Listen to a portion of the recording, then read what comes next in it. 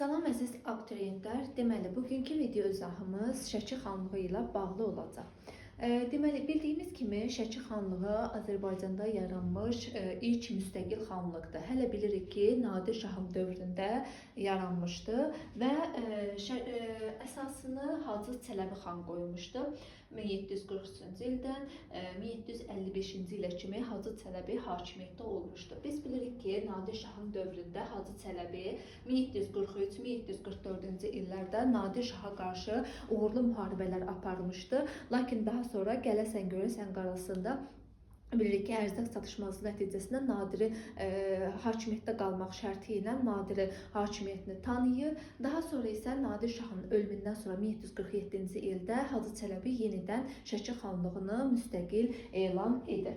Və Şəki xanlığı da Urmiya xanlığı kimi, Quba xanlığı kimi, Qarabağ xanlığı kimi belə deyək bir vahid dövlət yaratmaq uğrunda mübarizə aparmışdı və buna görə də o ilk olaraq 1747-ci ildə Qəbələni, Qutqaşen və Ərəşi tabe etmişdi.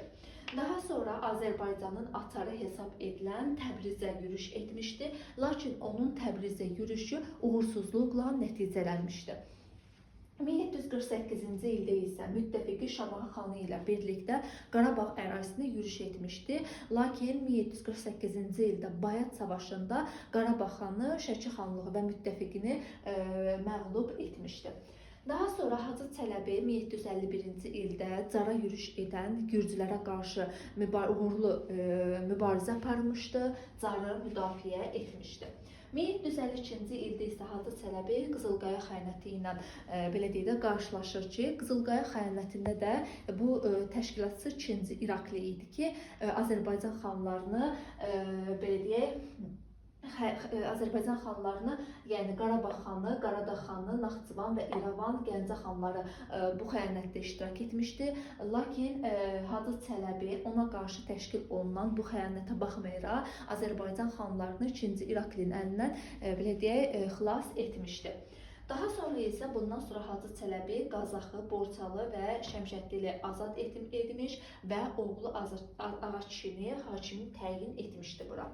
1455-ci ildə Şamaxıya hücum etmişdi Hacı Çələbi, lakin Şamaxıya da hücumu uğursuzluqla nəticələnmişdi. Hacı Çələbi Osmanlı dövləti ilə diplomatik əlaqələr quran ilk xanlardan hesab olunmuşdu. Daha sonra Hacı Çələbidən sonra hakimiyyətə oğlu Ağakişi gəlir ki, o cəmi 4 il hakimiyyətdə olur, 1755-dən 1759-cu ilə kimi və qaynatası Məhəmməd tərəfindən sui-qəsd nəticəsində öldürülür. Taxta çıxmağına baxmayaraq Məhəmməd xan 40 gün hakimiyyətdə olur və ondan sonra hakimiyyətə 1759-cu ildən 1779-cu ilə kimi Hüseyn xan gəlir. O, Şəki xanlığında daha uzun hakimiyyətdə olmuş bir xandır.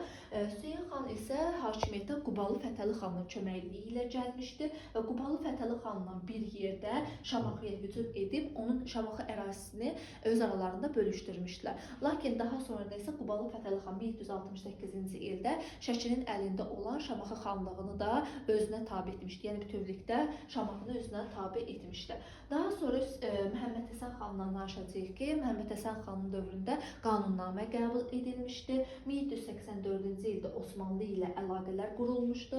Onun dövründə 1785-ci ildə Qubalı Fətəli xan Şəkini özünə tabe etmişdi və yəni ondan Qubalı Fətəli xandan Qubadan asılı olmuşdu Şəki xanlığı ta ki 1789-cu ildə Qubalı Fətəli xanın ölümünə kimi Qubalı Fətəli xanın ölümündən sonra Şəki xanlığı yenidən müstəqil olmuşdu.